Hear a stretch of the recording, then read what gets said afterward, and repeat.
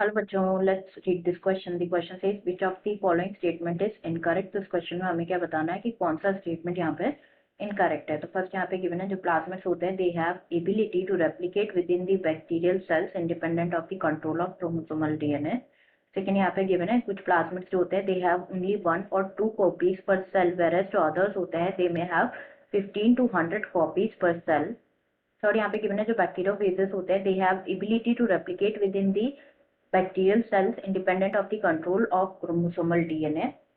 And next यहाँ पे given है जो ट्रांसफॉर्मेशन है ये प्रोसीजर होता है separation and isolation of DNA fragments. तो सबसे पहले यहाँ पे बात करेंगे हम कॉन्सेप्ट के बारे में। तो जो की कॉन्सेप्ट इस क्वेश्चन में यूज किया गया है that is cloning vectors. Cloning vectors के बारे में अगर हम डिस्कस करें तो जो क्लोनिंग वेक्टर्स होते हैं इनको बेसिकली यूज किया जाता है किसके लिए, जो जीन होता है ना उसके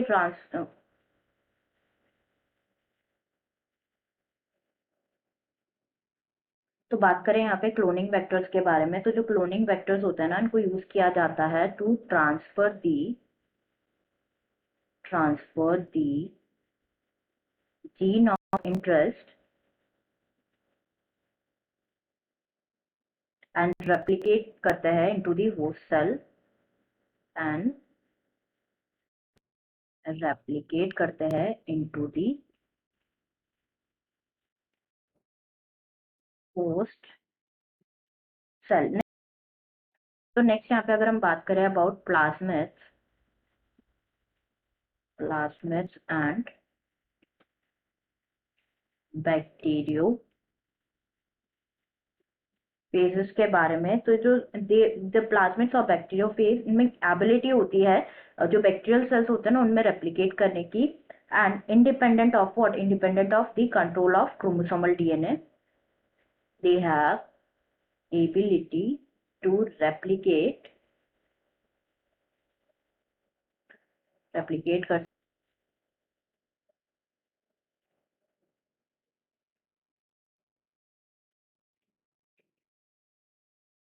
नेक्स्ट जो बैक्टीरियोफेज होते हैं ना because of their high number per cell, उनमें क्या होता है they have very high copy numbers होते हैं, बहुत ज्यादा हाई कॉपी नंबर्स होते हैं of their genome within the bacterial cells. Like अगर प्लाज्मिड्स की यहाँ पे बात करें तो जो प्लाज्मिड्स होते हैं उनमें क्या होता है 1 और 2 कॉपीज होती है पर सेल।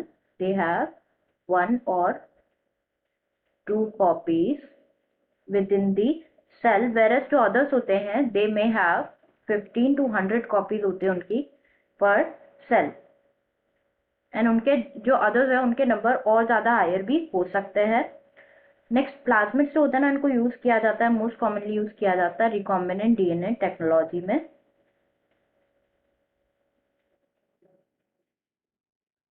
एंड ये जो है extra chromosomal self replicating circular double stranded DNA molecules होता है। अब हम स्टेटमेंट डिस्कस कर लेते हैं वन बाय वन। फर्स्ट यहाँ पे गिवन है कि जो प्लाज्मिड्स होते हैं they have ability to replicate within the bacterial cells, बिल्कुल करेक्ट है।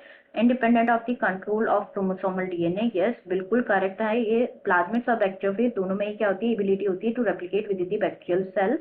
तो ये स्टेटमेंट यहाँ पे करेक्ट है, इसलिए ये हमारा आंसर नहीं होगा। नेक्स्ट यहाँ पे गिवन है कुछ प्लाज्मिड्स जो होते हैं दे हैव ओनली 1, लाइक जो प्लाज्मिड्स होते हैं उनमें सिर्फ क्या होती है 1 और 2 कॉपीज होती है कुछ प्लाज्मिड्स में पर सेल, वेरस जो अदर्स होता है ना उनमें 15 to 100 कॉपीज होती है पर सेल। ये भी हमने डिस्कस किया स्टेटमेंट, ये भी बिल्कुल करेक्ट स्टेटमेंट है, इसलिए भी हमारा आंसर नहीं होगा, हमें इनकरेक्ट स्टेटमेंट फाइंड करना है।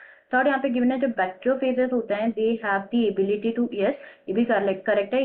बैक्टीरियोफेज में भी एबिलिटी होती है रेप्लिकेट करने की with in the bacterial cells independent of the control of chromosomal DNA.